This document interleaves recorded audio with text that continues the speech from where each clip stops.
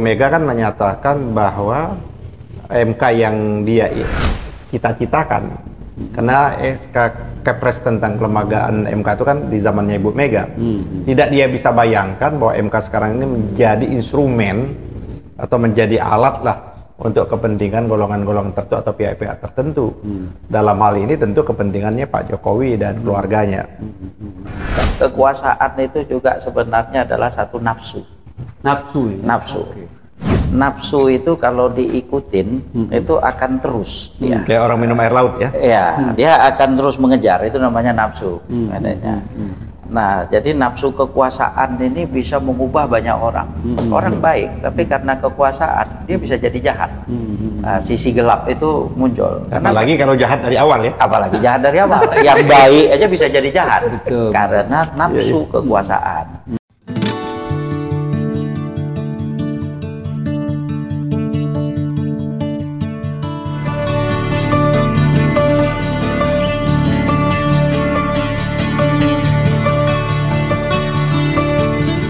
Bismillahirrahmanirrahim. Assalamualaikum warahmatullahi wabarakatuh. Pemirsa TV Masyumi dan Ahmad Yani Channel. Malam ini kita jumpa lagi untuk bincang-bincang. Ini serius ini karena topiknya sangat-sangat mengejutkan kita hari ini, di mana Mahkamah Agung memutuskan untuk merevisi peraturan KPU nomor 9 tahun 2020 tentang pilkada. Ini terkait dengan persyaratan usia, di mana calon kepala daerah ya yang semula 30 tahun untuk gubernur dan 25 tahun untuk bupati wali kota sekarang berubah. Nah, untuk itu kita akan bahas ini apakah dibalik daripada putusan yang berubah dari MA ini menguntungkan siapa gitu ya. Seperti kita ketahui, apakah ini akan terulang dengan kasus Gibran Rakabuming Raka pada saat Pilpres kemarin. Kita akan bahas ini dengan Ketua Umum Partai Masyumi dan juga dengan Ustadz Adnin Armas. Dua pembicara ini tentunya sangat relevan dan sangat-sangat ahli ya di bidang hukum. Misalnya Pak Ketua Umum Partai Masyumi Bapak Dr. Ahmad Yani SHMH itu pakar di hukum tata negara. Makanya akan kita tanya kira-kira apa ini pendapatnya Pak Ketum ini terkait dengan putusan Mahkamah Agung yang sangat-sangat mengejutkan kita ini tentang usia. Pak Heri, Assalamualaikum warahmatullahi wabarakatuh. Ini memang kalau saya tidak mengejutkan lagi Pak Heri. Tidak mengejutkan. Karena jalan yang sudah diambil ini ibarat jalan tol. Jalan tol yang sudah dibuat pada waktu putusan MK perkara nomor 90. Iya. Yang memberikan kesempatan bagi Gibran untuk menjadi bisa melamar atau bisa mencalonkan diri atau bisa dicalonkan untuk menjadi wapres. Yang keputusan itu yang membuat heboh ya. Yang keputusan itulah yang dinilai oleh MK dan Mahkamah Kehormatannya MK itu yang diketuai oleh Pak Jimli terjadi pelanggaran-pelanggaran etika dan moral. Yang kemarin secara eksplisit disampaikan oleh Ibu Megawati dalam pidatonya kemarin. Iya. Dan itu sudah kita bahas kan sebelumnya, itu eksplisit betul Ibu. Pelanggaran etika ya. Ya, Ibu Mega kan menyatakan bahwa MK yang dia cita-citakan, karena SK Kepres tentang kelembagaan MK itu kan di zamannya Ibu Mega. Tidak dia bisa bayangkan bahwa MK sekarang ini menjadi instrumen atau menjadi alat lah untuk kepentingan golongan-golongan tertentu atau pihak-pihak tertentu. Dalam hal ini tentu kepentingannya Pak Jokowi dan keluarganya. Yang itu membuat kemarahan, ya kan, kemarahan, kemuakan yang dilakukan hampir seluruh orang yang berpikir waras lah seperti itu. Terutama kawan-kawan kampus dan kawan-kawan aktivis. Bahkan ini yang membuat selama ini pendukung-pendukung Pak Jokowi yang begitu kental, yang tersadarkan dia berbalik arah sehingga muncul deklarasi Juanda. Deklarasi Juanda itu kalau kita lihat anatominya, komposisinya itu lebih banyak pendukung-pendukung Pak Jokowi loh. Yang sadar. Ya kan, termasuk bisa lah tuh beberapa lah ya kan, yang selama ini termasuk media juga. Yang menurut saya mereka harus bertanggung jawab. mereka ikut andil juga dalam merusak kehidupan berbangsa dan bernegara kita ini dan demokrasi kita. Demokrasi yang kita inginkan pada tahun 98 itu melalui proses transisi ternyata kan hancur, berkeping-keping tuh kalau kayak lagu itu. Betul. Ya dilululantahkan oleh satu keluarga melalui proses yang namanya judicial Review. ya, melalui proses review itu. Walaupun saya menyatakan masih cacat keputusan itu, sama dengan pandangan konstitusional Ibu Mega, itu sama dengan saya juga. Saya menyatakan bahwa Mahkamah Konstitusi itu tidak punya otoritas dan tidak punya kewenangan untuk membentuk norma. Iya. Maka membentuk norma itu adalah pada DPR. Nah, kalau kita lihat lagi keputusan Mahkamah Agung ini kan tidak mengagetkan kita. Kan masih tersedia. Nggak mengagetkan dalam artian kok pelanggaran etika berulang lagi. Iya, nggak, udah pasti lah semua. Ini kadang-kadang apa Ustadz Adnin ya, kalau di dalam terminologi agama kita, kalau setiap kejahatan dikasih kemudahan, kelancaran, Istidroj. seperti itu toh, diberikan nanti ketika Allah mencabut itu kan, mereka baru seperti itu. Nah, jadi menurut saya ini kan jelas yang menggugat partai ini kan Partai Garuda ya. Ya, banyak Menggugat tentang kenapa dia gugatannya judicial review-nya ke Mahkamah Agung, karena yang dipersoalkannya itu adalah aturan teknis. Peraturan KPU. Aturan teknis itu yaitu peraturan Komisi Pemilihan Umum tentang syarat umur. Sama kalau itu adalah undang-undang tentang syarat umur untuk capres dan cawapres.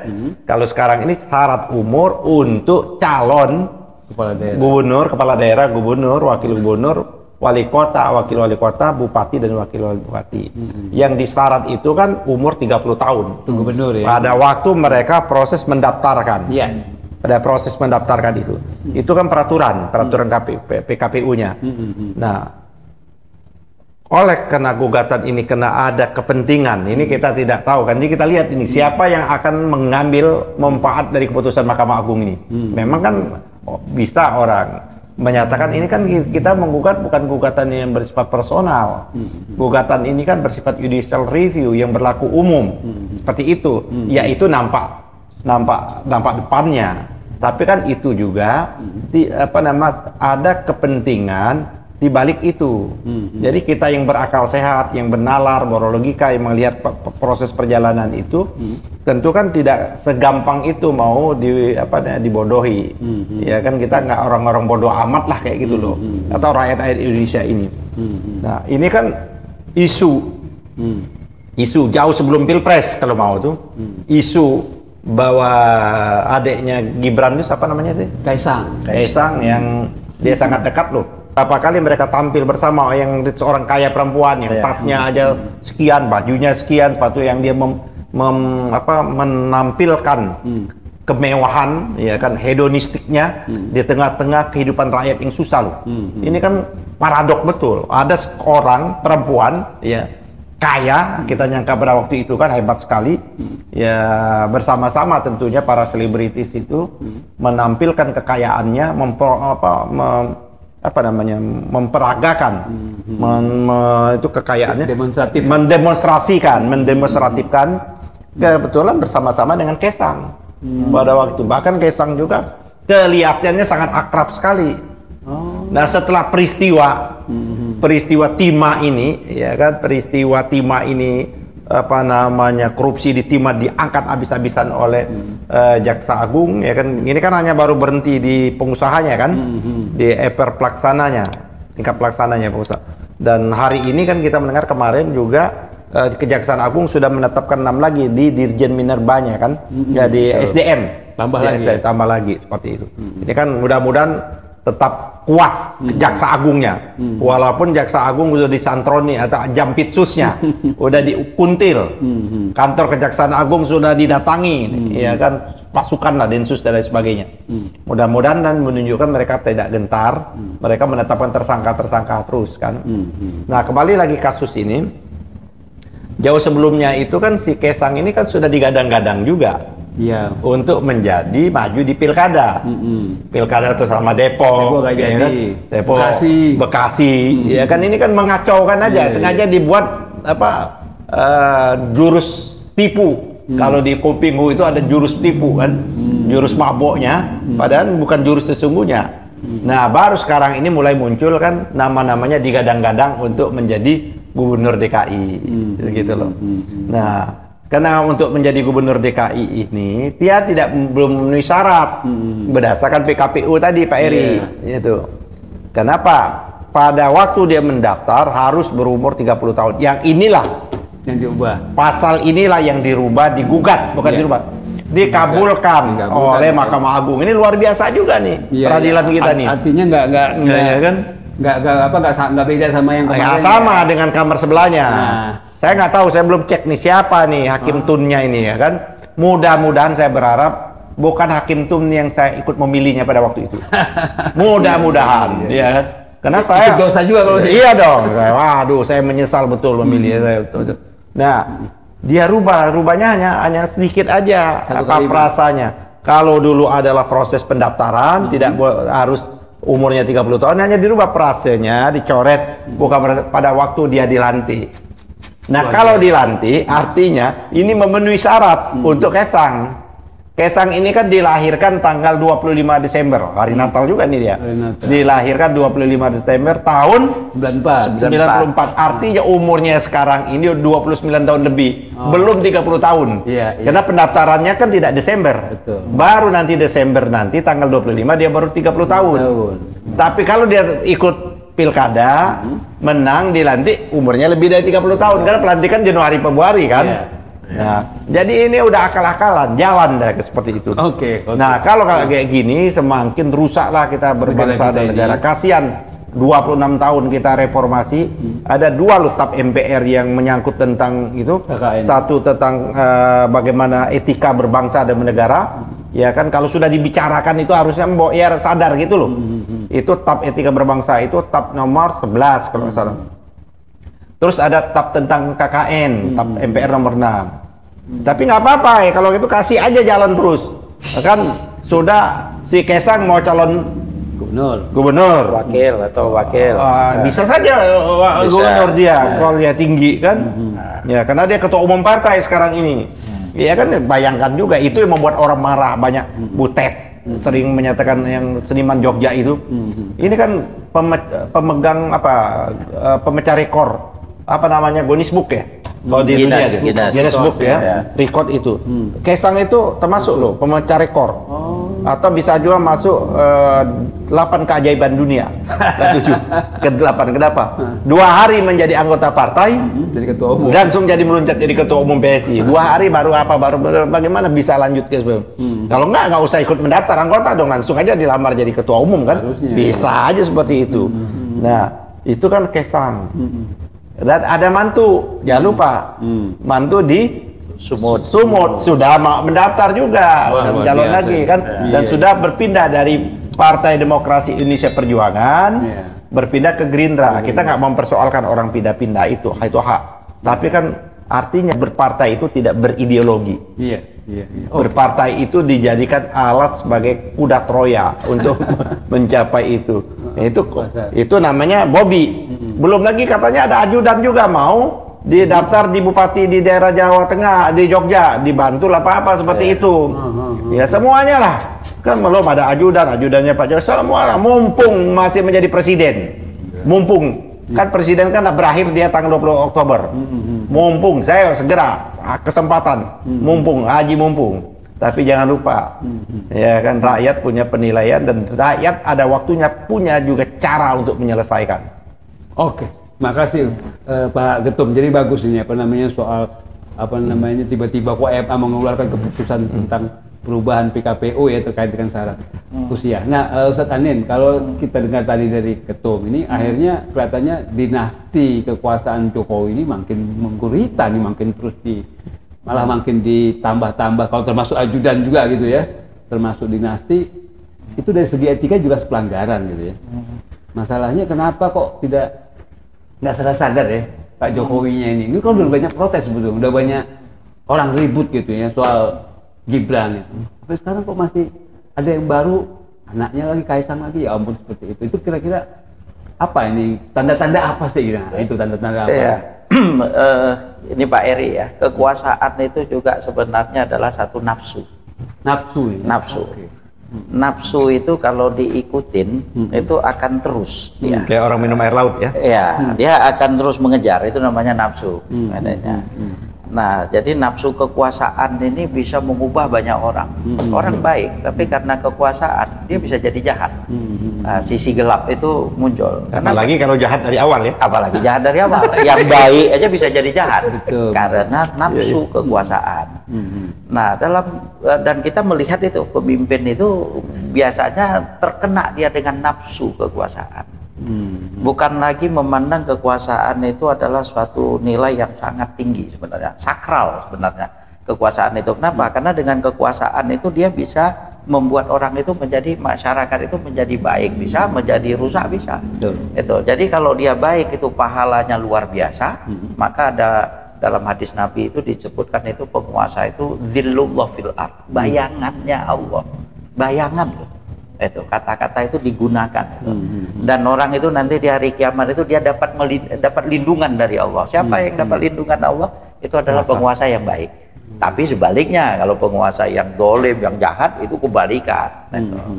Nah, jadi nafsu kekuasaan inilah sebenarnya yang menjadi masalah di umat saat ini, umat Islam saat ini, atau yang bukan umat Islam ini. Dan ini adalah godaan yang berat sekali ya untuk menaklukkan. Bagaimana tips untuk menaklukkan ini. Nah, sementara kita ini kan rindu, kita rindu pemimpin yang menyayangi umatnya seperti dia menyayangi keluarganya. Ini kita udah nggak lihat ini. Tapi kalau zaman Islam dulu kita lihat Khulafaur Rasyidin bagaimana dia ini sayang anak, dia harusnya sayang rakyat itu seperti dia sayang anaknya. Gitu loh. Nah, kalau ini kan nggak terjadi, ini luar biasa. Hukum ibaratnya bisa itu jadi udah kayak raja. Kalau raja itu kan dia menggunakan instrumen kan. Kalau ini kan hukum udah bisa ditafsirkan sebagai satu instrumen. Iya. Itu. Kan untuk mendaftar kemarin baru terjadi, sekarang diulangi lagi gitu loh. Ya, yang kemarin heboh satu Indonesia, untuk itu sekarang juga akan potensi heboh. Ya. Nah, jadi ini satu penyakit sebenarnya. Tadi Pak Ketum udah bilang itu namanya istidroj ya kan. Betapa banyak orang yang dia dia mendapatkan kekuasaan lain sebagainya, tapi di ujung akhirnya ada dia presiden 20 tahun setelah itu tumbang, bahkan ditumbangkan oleh rakyat. Ada yang 30 tahun habis itu tumbang. Ada di periode kedua, biasanya rata-rata kenanya di periode kedua itu. Jatuh dia, ya kan. Di periode kedua kita melihat Demokrat waktu itu jatuh, ya kan. Yang Jokowi ini juga di periode, kenapa? Ini menunjukkan bahwasanya kekuasaan itu masih sebagai satu nafsu, itu bukan sebagai satu amanah. Nah, kita rindu melihat bahwasanya ketika dia berkuasa itu kekuasaan itu adalah menjadi satu amanah. Itu dia mampu untuk menaklukkan nafsu itu, bahkan dia memberikan kekuasaan itu kepada rakyat untuk kesejahteraan rakyat. Dia menyebarkan kebaikan bukan untuk dirinya dan keluarganya. Kalau sekarang ini rata-rata kan hanya untuk itu, Pak. Betul. Oke. Pak Ketum nih, kalau dari sikap kita udah jelas ya. Saya kira kalau akal sehat semuanya menolak lah terhadap putusan MA ini. Ini apakah Partai Masyumi akan jadi pionir untuk misalnya melawan putusan itu dengan secara mekanisme hukum tentunya gitu. Yang pertama itu kan memang putusannya itu kan bersifat final and binding juga kan. Ya, putusan itu kan mengikat karena judicial review kan. Nah, itu bisa dibantah lagi. Nggak bisa. Ya itu ini menjadi persoalan tersendiri ya. Persoalan tersendiri. Oleh karena itu menurut saya tugas kita adalah menyuarakan. Meneriakkan ini yang sekeras-kerasnya, ya seperti itu. Meneriakkan sekeras-kerasnya. Mudah-mudahan ya kan, kalau begitu apakah bisa kita mengajukan gugatan lagi? Kita bisa mengajukan gugatan lagi bahwa khusus untuk itu bukan 30, kita minta naikkan menjadi 35, bisa saja. Oh iya ya. Ya kan, undang pasal 35, ya kan. Segera juga kita kalau kayak itu kan bisa saja. Untuk itu 35 tahun. Kan apa bedanya antara 30 tahun proses pendaftaran atau dilantik dengan 35 tahun Ya kan nggak ada, itu kan masalah angka-angka. Betul, Ya kan angka-angka seperti itu. Tapi kan sesungguhnya ada hal yang lebih fundamental yang dilanggar. Ya, yang dilanggar ini walaupun orang bilang ini bukan untuk Kaisang atau Kaisang sih namanya? Kaisang ya.